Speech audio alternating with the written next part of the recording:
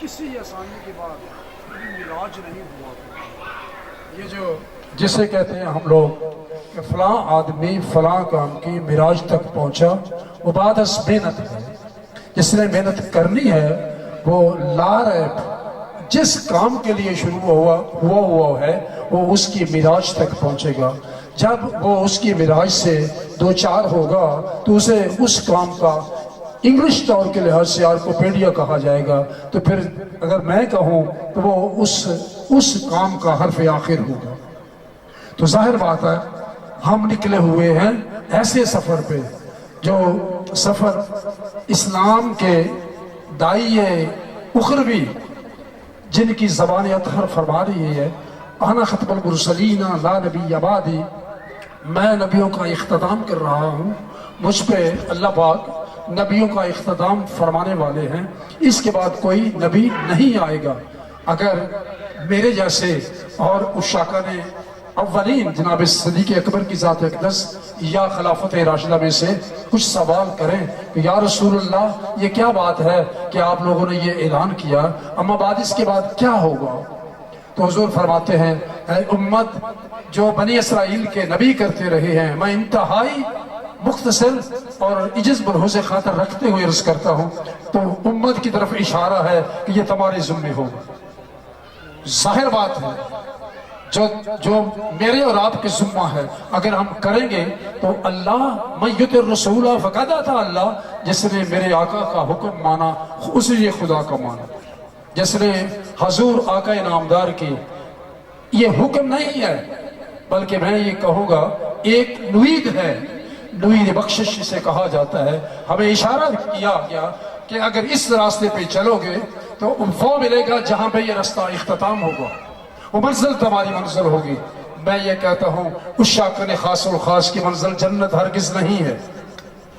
تو اگر میری اور اس محفل کی کوئی منزل ہے تو وہ محفل یار ہے۔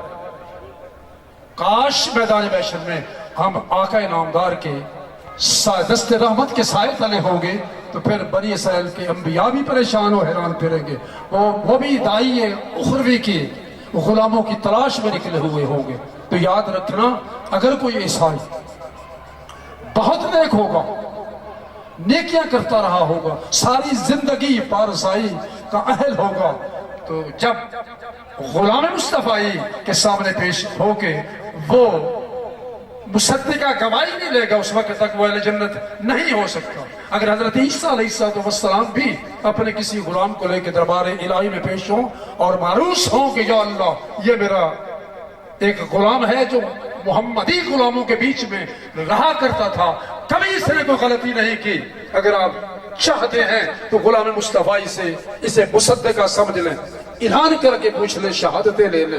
جب شہادت دے چکا ہوگا تو اس کو پھر بھی پریشانی ہونا پڑے گا، تو پوچھیں گے میرے اور آپ کے آقا اللہ کی ذات یسوع علیہ السلام یہ کہہ رہی ہے کہ کس زمانے کے بندے ہو؟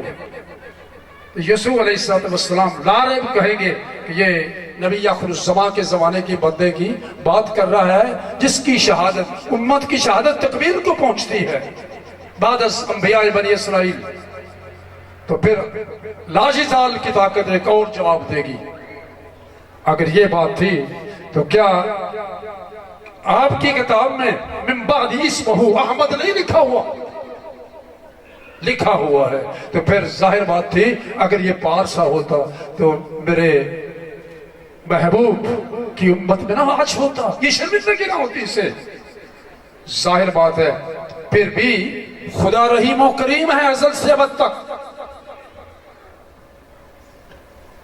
اس ہستی کو موقع دیا جائے گا، پوچھا جائے گا کہ آؤ ذرا دیکھ لیتے ہیں تھوڑی سی بات، تھوڑے سے وقت کے لیے بلا لیا جائے گا۔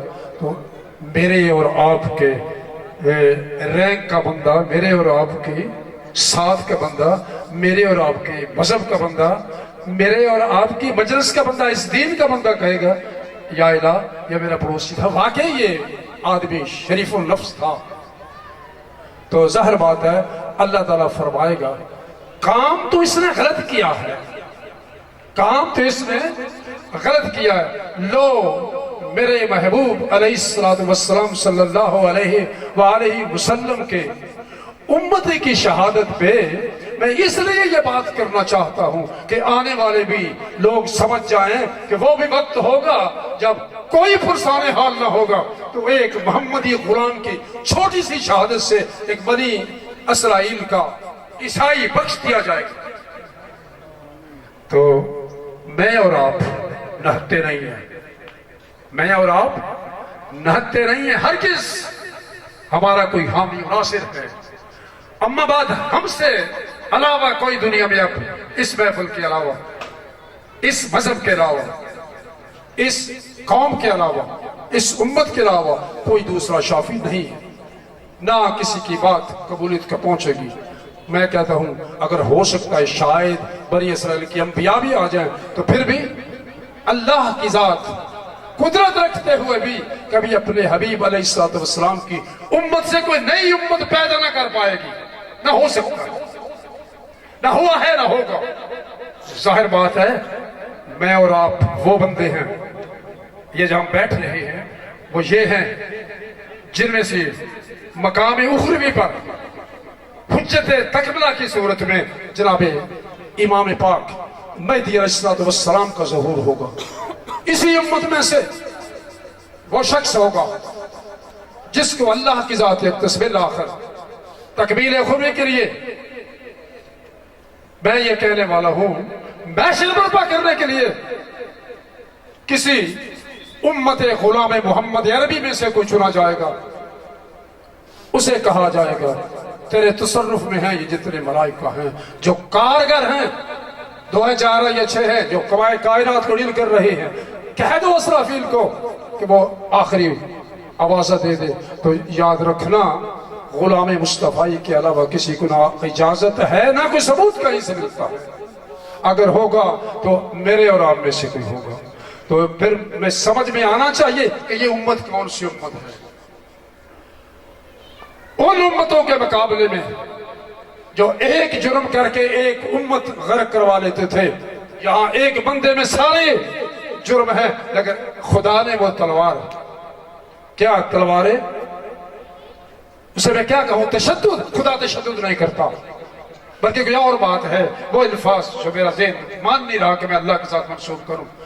اللہ تعالیٰ نے وہ جو غضب کی بات تھی، وہ جو مقام ہے سخت ترین تھا، وہ جو طریقہ کار جسے ایسے سزا کہا جاتا ہے، وہ تلوار کو درمیان تو نہیں کر لیا کہیں، میرے خیال میں ایسی بات ہے۔ ظہور قدسی آمد امین شفیع المذنبین انیس الغریبین رحمت للعالمین آمد مجتبی محمد مصطفیٰ قاب قوسین او ادنی شاہین اللہ مدد بذ اللہ کی ذات پاک کا ظہور سراپا رحمت رحمت پھر رحمت پھر رحمت ہے۔ جس طرح اسم پاک حمد پہ حمد کیا گیا ہے، اس طرح حضور کا اسم پاک رحمت پہ رحمت کیا گیا ہے۔ تو ہم لوگ جتنے بھی گناہ کریں ہمارا پردہ ظاہر نہیں ہوتا۔ اگر کوئی آدمی والنٹیئرلی یہ کہہ سکتا ہے کہ میں صرف اتنی سی چھوٹی سی نعمت کا صلہ دے سکتا ہوں تو ہرگز ممکن نہیں ہوگا۔ تو مجھے اور آپ کو اللہ کی ذات اقدس یہ بات، یہ اعزاز، یہ مقام سمجھنے کی توفیق عطا فرمائے کہ قیامت تک تبلیغ ہمارے ذمے ہے۔ ہم تبلیغ کے بجائے اکبر بادشاہ یا بہت سی اللہ کے سے کام کریں تو ہمیں واقعہ ہی عزت سے نوازا جائے، ایسی بات ہرگز نہ ہوگی۔ خدا احسان کرنے پہ تو قادر ہے، لیکن الا بطش ربک لشدید، پکڑے بھی تو اس کی پکڑ مضبوط ہے، پھر چھوڑا کوئی نہیں سکتا۔ آج کے زمانے میں کہتا ہوں اگر کوئی 2-3 رات جاگے، ارے 2-3 عمریں کبھی خدا کو نہ پا سکتی تھی، میں کہتا ہوں یار اس نسبت کو لے کے ذرا 2-3-4 راتیں جا کے پھر دیکھو کہ خدا رحیم ہے یا نہیں، اور ہم باغی ہیں یا نہیں۔ خدا رحمت کنت ایاش کانے پاک دینت را وما علینا الا البلاغ المبین۔ نماز کا ٹائم ہے، اگر کسی کا وضو وغیرہ نہیں ہے تو کر لے، تو یہاں ہی صاحبزادہ پاک ہی نماز پڑھا دیں گے، پھر یہاں ہی ہم محفل شروع کر لیں گے۔ بات سمجھ میں آگئی؟ اللہ تعالیٰ مجھے اور آپ کو دین کی اقدار کو سمجھنے کی توفیق عطا فرمائے اور اس راستے پہ چلنے کی توفیق عطا فرمائے جس میں صاحب انعام چلتے رہے ہیں۔ جن کو خدا کہہ رہے ہیں انعم اللہ من النبیین والصدیقین والشہداء والصالحین. تو آپ وہ قوم ہے، وہ امت ہے، اگر بات سمجھ میں آ گئی، دس میں سمجھ میں آ گئی، سمجھ لی گئی، تو چارے مقام ایک بندے پہ کام مکمل ہو کر اکمل ہے. چاروں مقام ایک بندے کے ارد گرد گھوم رہے ہیں. اللہ آپ کو مجھے سمجھنے کی توفیق عطا فرمائے. پھر انعام یافتہ میں نبی علیحدہ، شہید علیحدہ اور صالحین علیحدہ نہیں ہو، کوئی اور بات ہے. اللہ تعالیٰ مجھے اور آپ کو سمجھنے کی توفیق عطا فرمائے. تو تھوڑا سا ٹائم ہے نماز کے لیے، اس کے بعد تھوڑے سے ٹائم کی ہمارے پاس محفل ہوگی، باقاعدہ شروع کریں گے اسی طرح تلاوت قرآن پاک، اس کے بعد حمد و نعت، اس کے بعد پھر یہاں ہی بیٹھے بیٹھے ختم پاک پڑھا جائے گا. اس کے بعد پھر اللہ خیر رکھے ٹائم ہوگا تو حمد و نعت، نہیں تو پھر لنگر شریف. اس کے بعد پھر بالترتیب جیسے جیسے ہمارا پروگرام ہے اس طرح پروگرام چلتا جائے گا یہاں تک کہ اللہ کی رحمت کے مطمئن صبح سے ٹکرا جائیں گے. جب ہم صبح کی اس لمحات کو ملیں گے جہاں خدا سب سے نیچے آسمان زمین پہ آگے کہتا ہے کہ وہ ہے کہ بخشش کا خواہشمند، ہے کہ بخشش کا خواہشمند، ہے کہ بخشش کا خواہشمند. وہ وقت آ جائے گا تو پھر ہم دعا کریں گے. دعا کے بعد نماز ہوگی، نماز کے بعد سب کو اور خاص کر ان کو جو دور سے ہو جانے کی اجازت ہوگی. تو یاد رکھنا کہ جس محفل میں ہم شامل ہیں اس کی تعریف نہ کی گئی ہے نہ کی جا سکتی ہے. یہ وہ محفل، میں ایک لفظ کہنا چاہ رہا ہوں، آیہ توسل قرآن میں سے آیہ توسل یہ کہہ رہی ہے نبی آخر الزمان کی ذات کو تقدیر کی لائن سے آگے گزرنے کی بھی اجازت تھی، طاقت تھی، اور پیچھے آنے کی بھی طاقت تھی. آقا نامدار کو تقدیر کی لائن سے، موت کی لائن سے آگے قدم اٹھانے کی طاقت تھی اور پیچھے آنے کی بھی طاقت تھی. ان سے مل کے ان کے حالات پوچھنے کی بھی طاقت تھی. ارے ان سے مل کے ان کو نوازنے کی بھی طاقت تھی. اللہ آپ لوگوں کو سمجھنے کی توفیق عطا فرمائے. وہ ہم میں ہے اللہ کے فضل سے.